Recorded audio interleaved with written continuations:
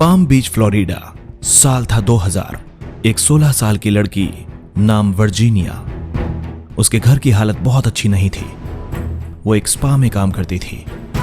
उसकी उम्र ऐसी थी जहां बड़े बड़े सपने दिखते हैं और बड़े लोग जल्दी भरोसा जीत लेते हैं। उसे पता नहीं था कि अगले कुछ ही दिनों में उसकी जिंदगी हमेशा के लिए बदलने वाली है। एक दिन स्पा में एक elegant, sophisticated, well dressed British woman आती है।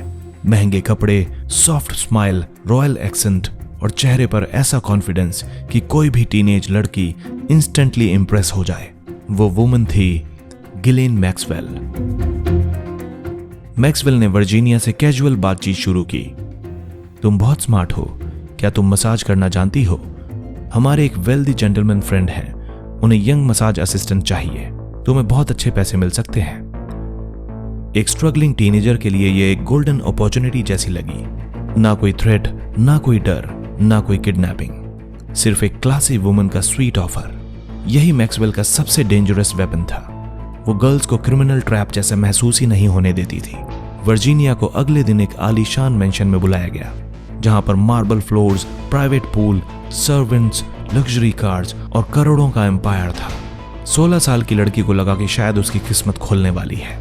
दरवाजे पर मैक्सवेल उसे खुद लेने आई।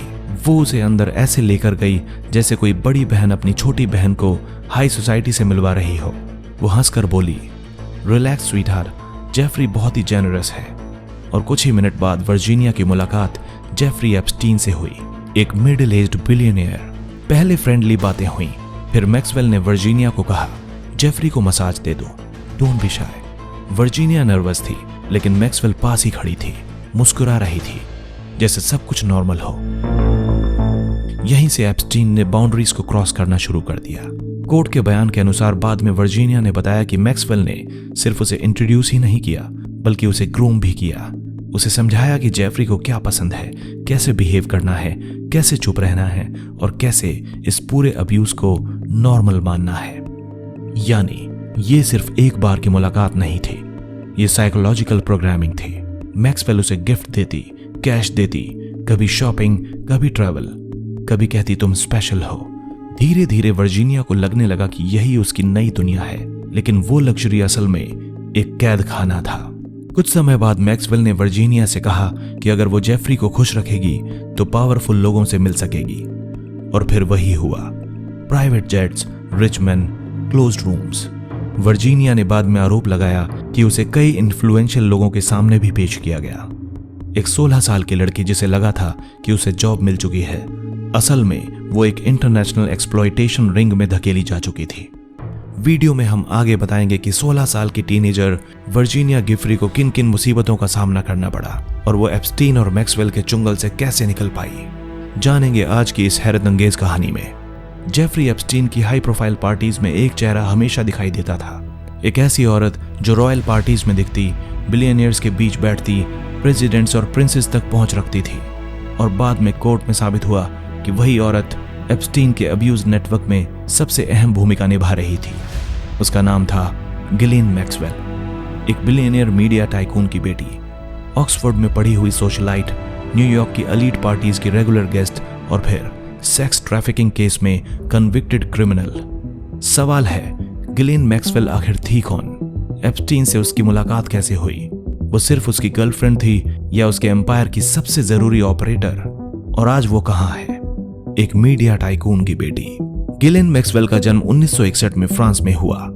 उसके पिता थे रॉबर्ट मैक्सवेल, एक British media tycoon, news empire, political links, luxury yachts और पावरफुल गेस्ट्स। गिलेन बचपन से ही ऐशो आराम की जिंदगी में पली बढ़ी थी। उसकी पढ़ाई ऑक्सफोर्ड यूनिवर्सिटी में हुई। वो एजुकेटेड, पॉलिश्ड और एक्सट्रीमली सोशली स्किल्ड थी। गिलेन मैक्सवेल अपने पिता रॉबर्ट मैक्सवेल की सबसे चहेती बेटी मानी जाती थी। इतनी चहेती कि रॉबर्ट मैक्सवेल ने अपनी 180 फुट की लग्जरी प्राइवेट यॉट का नाम भी अपनी बेटी के नाम पर ही लेडी गिलेन रख दिया था। यह कोई साधारण यॉट नहीं थी, दरअसल ये करोड़ों का फ्लोटिंग पैलेस था। लेकिन आयरनी देखिए, आने वाले सालों में यही यॉट मैक्सवेल फैमिली के ऊपर एक भयानक साया बनकर छा गई। 1991 तक रॉबर्ट मैक्सवेल पब्लिक में अभी भी एक बिलियनियर मीडिया एम्परर दिखता था, लेकिन अंदर से उसकी कंपनीज फाइनेंशियल कोलैप्स की कगार पर थीं। यानी रॉबर्ट मैक्सवेल का एम्पायर ऊपर से तो लग्जूरियस दिखता था, लेकिन अंदर से वो खोखला हो चुका था। उसी टेंशन के बीच नवंबर 1991 में रॉबर्ट मैक्सवेल कैनरी आइलैंड के पास अपनी यॉट लेडी गिलेन पर था। रात के अंधेरे में वो डेक पर आखिरी बार देखा गया। सुबह क्रू उठा तो देखा कि रॉबर्ट मैक्सवेल गायब था। चारों तरफ समुद्र ही समुद्र। कुछ घंटों बाद अटलांटिक ओशियन में एक भारी भरकम लाश तैरती मिली। वो रॉबर्ट मैक्सवेल ही था। उसकी मौत कैसे हुई ये आज भी एक रहस्य है, और सबसे बड़ी चिलिंग बात, वो उसी यॉट से समुद्र में गिरा था जिसका नाम उसकी बेटी गिलेन पर रखा गया था। ये एक बहुत ही डरावना इत्तेफाक था, लेकिन मैक्सवेल फैमिली की ट्रेजेडी इससे भी पहले शुरू हो चुकी थी। गिलेन मैक्सवेल के जन्म के बाद पूरा परिवार खुश था। रॉबर्ट मैक्सवेल अपनी यंगेस्ट डॉटर पर जान छिड़कता था, लेकिन उसके जन्म के सिर्फ 2 दिन बाद ही फैमिली पर पहाड़ टूट पड़ा। गिलेन का 15 साल का बड़ा भाई माइकल मैक्सवेल एक हॉरिफिक कार एक्सीडेंट में बुरी तरह घायल हो गया। वो लंबे समय तक कोमा में रहा। घर का माहौल अचानक सेलिब्रेशन से हॉस्पिटल ट्रेजेडी में बदल गया। छोटी गिलेन लिटरली ऐसे माहौल में बड़ी हुई थी जहां एक बड़ा भाई मौत से लड़ रहा था, पिता ऑब्सेसिव कंट्रोल फ्रीक थे, मदर इमोशनली स्ट्रेन्ड थी और पूरे परिवार पर फियर और इंस्टेबिलिटी का साया था। इसके बाद उसका भाई माइकल आखिरकार 1967 में चल बसा। यानी गिलेन का बचपन normal child like fairy tale नहीं था। फैमिली अकाउंट्स के अनुसार गिलेन खास तौर पर अपने पिता को इम्प्रेस करना चाहती थी। वो उनकी फेवरेट थी, लेकिन फेवरेट होने की कीमत भी थी। उसे हमेशा परफेक्ट, पॉलिश्ड, सोशली यूजफुल रहना पड़ता था। यानी बचपन से ही उसने सीखा पावरफुल मेन को प्लीज कैसे करना है, इमोशंस हाइड कैसे करने हैं और पब्लिक मास्क कैसे पहनना है। यही ट्रेट्स बाद में जेफरी एप्स्टीन के साथ उसकी रोल में चिलिंग तरीके से दिखाई देते हैं। रॉबर्ट मैक्सवेल की मौत के बाद शौक यहीं खत्म नहीं हुआ। कुछ ही दिनों में फाइनेंशियल इन्वेस्टिगेटर्स ने मैक्सवेल एम्पायर के अंदर ह्यूज फ्रॉड एक्सपोज कर दिया। परिवार ओवरनाइट स्कैंडल फैमिली बन गया। मीडिया उन्हें खा गई, उनका पैसा फ्रीज होने लगा, उनकी इज्जत मिट्टी में मिल गई और गिलेन, जो कल तक बिलियनियर प्रिंसेस थी, अचानक पब्लिक डिस्ग्रेस का हिस्सा बन गई। और शायद इसी वैक्यूम में उसे दूसरा पावरफुल प्रोटेक्टर मिला, जेफरी एप्स्टीन। एक और रिच ओल्डर मैन, एक और कंट्रोलिंग फिगर, एक और शैडो एम्पायर। पिता की मौत के बाद गिलेन मैक्सवेल न्यूयॉर्क चली गई। वहीं उसकी मुलाकात जेफरी एप्स्टीन से हुई, एक ऐसा फाइनेंसियर जिसके पास मैसिव वेल्थ थी, लेकिन उसकी मनी का सोर्स हमेशा सवालों में रहा। एप्स्टीन रिच और पावरफुल लोगों के बीच घूमता था। उसका सर्कल पॉलिटिशियंस, बिजनेसमैन, सेलिब्रिटीज और ब्रिटेन के शाही परिवार तक फैला हुआ था। गिलेन मैक्सवेल ने एप्स्टीन को सोशल वर्ल्ड में और मजबूत एंट्री दिलाई। वो पार्टीज ऑर्गेनाइज करती थी, लोगों से कनेक्शन बनाती थी, एप्स्टीन को एलीट सोसाइटी में इंट्रोड्यूस करती। धीरे धीरे वो सिर्फ एप्स्टीन की कंपेनियन नहीं रही, वो उसकी ट्रस्टेड एसोसिएट बन गई। पब्लिकली गिलेन मैक्सवेल एक ग्लैमरस सोशलाइट थी, लेकिन प्रोसिक्यूटर्स के अनुसार उसके पीछे एक डार्क रोल छिपा हुआ था। कोर्ट में यह आरोप साबित हुआ कि मैक्सवेल ने एप्स्टीन के लिए अंडर एज गर्ल्स को रिक्रूट, ग्रूम और मैनिपुलेट किया था। प्रोसिक्यूटर्स ने कहा कि वो विक्टिम्स को एप्स्टीन के होम्स तक लाने और अब्यूज सिस्टम को चलाने में शामिल थे। यहाँ सबसे डिस्टर्बिंग बात यह थी कि मैक्सवेल खुद एक वुमन थी और इसी वजह से कई यंग गर्ल्स उसे देखकर सेफ फील करती थी। विक्टिम्स के अनुसार मैक्सवेल फ्रेंडली अप्रोच करती थी, ट्रस्ट बनाती थी और फिर धीरे धीरे उन्हें एप्स्टीन के डेंजरस वर्ल्ड में खींचती थी। यानी मैक्सवेल का रोल सिर्फ एक ऑब्जर्वर का नहीं था, कोर्ट रिकॉर्ड्स के हिसाब से वो एक एक्टिव पार्टिसिपेंट भी थी। कोर्ट के बयान और सर्वाइवर अकाउंट से एक पैटर्न सामने आता है। मैक्सवेल अक्सर वल्नरेबल गर्ल्स को टारगेट करती थी। ऐसी लड़कियां जो यंग थीं, फाइनेंशियली वीक थीं, इमोशनली कमजोर थीं या अपनी लाइफ में अपॉर्चुनिटी खोज रही थीं। फिर अप्रोच होता था बहुत स्मूथ तरीके से। Step 1, trust. मैक्सवेल फ्रेंडली बनती थी, वो गर्ल्स को कंफर्टेबल करती थी, वो उन्हें बताती थी कि एप्स्टीन दिल का अच्छा इंसान है। Step 2, luxury.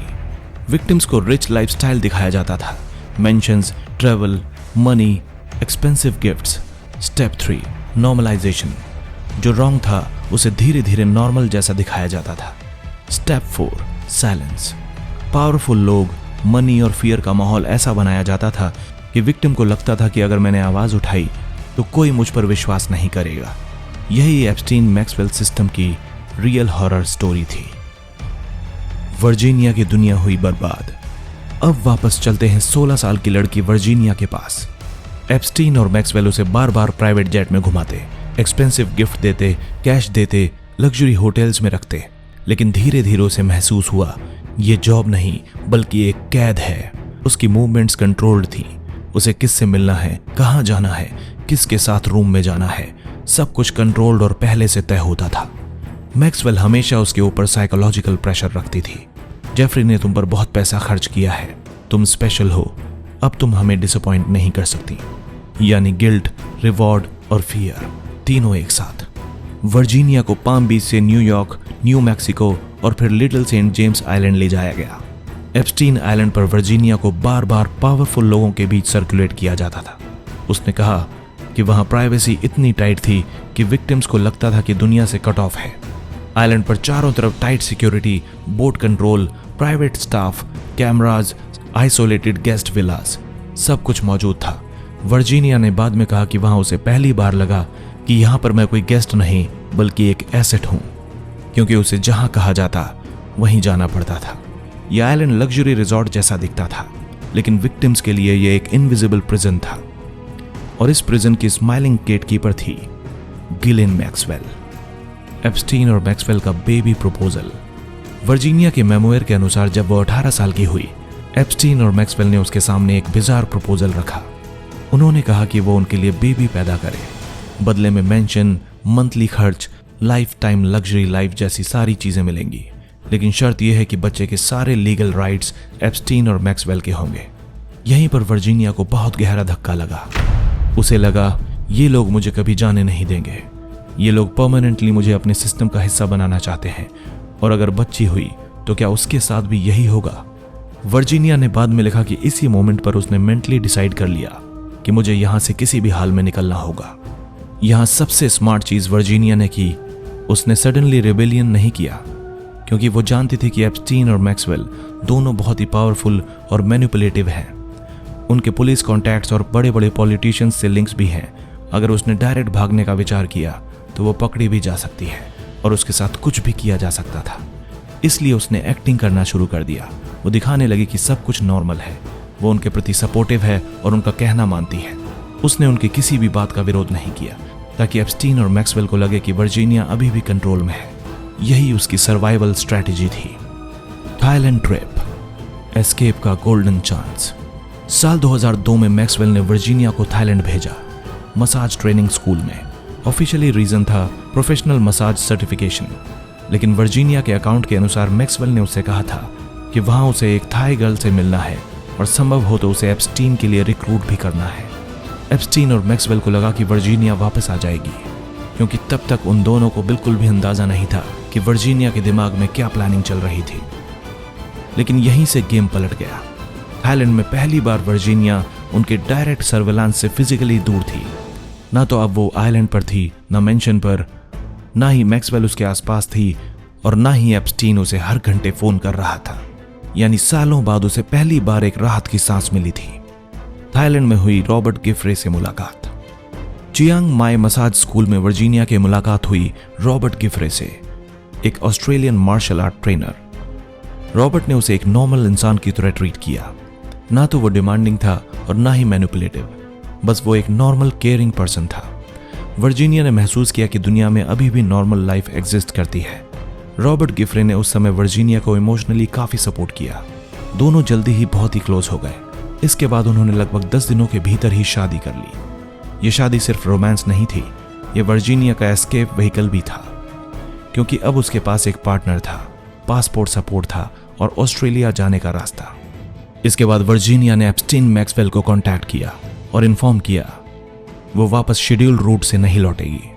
वो रॉबर्ट के साथ नई लाइफ शुरू कर रही है। ये बात सुनकर एप्स्टीन और मैक्सवेल फ्यूरियस हो गए, लेकिन थाईलैंड से ऑस्ट्रेलिया मूव होने के बाद वर्जीनिया फिजिकली उनकी इमीडिएट रीच से बाहर निकल चुकी थी। वर्जीनिया फिजिकली तो एप्स्टीन और मैक्सवेल की कैद से निकल चुकी थी, लेकिन मेंटली नहीं। वो सालों तक चुप रही। 2007 में जब FBI केस खुला, तब वर्जीनिया के अनुसार मैक्सवेल और एप्स्टीन दोनों ने उसे फोन कॉल्स किए और पूछा कि क्या उसने अथॉरिटीज से बात की है। यानी निकलने के इतने सालों बाद भी वो दोनों उसका पीछा कर रहे थे। इसके बाद उसने पब्लिक में आकर लीगल लड़ाई लड़ी, और वही लड़की जो कभी एप्स्टीन आइलैंड पर एक ट्रैप में फंस चुकी थी, बाद में एप्स्टीन के एम्पायर के खिलाफ सबसे बड़ी आवाज बन गई। जुलाई 2020 में मैक्सवेल को FBI ने यूनाइटेड स्टेट्स में अरेस्ट किया उस पर माइनर्स को फंसाने, सेक्स ट्रैफिकिंग और कॉन्स्पिरेसी जैसे गंभीर चार्जेस लगाए गए। 28 जून 2022 को गिलिन मैक्सवेल को 20 साल कैद की सजा सुनाई गई। इसके साथ ही उसे $7.5 लाख का जुर्माना भी भरना पड़ा। गिलिन मैक्सवेल की कहानी सिर्फ एक वुमन का डाउनफॉल नहीं, ये कहानी दिखाती है कि पावर, मनी और इन्फ्लुएंस कैसे जस्टिस को सालों तक डिले कर सकते हैं।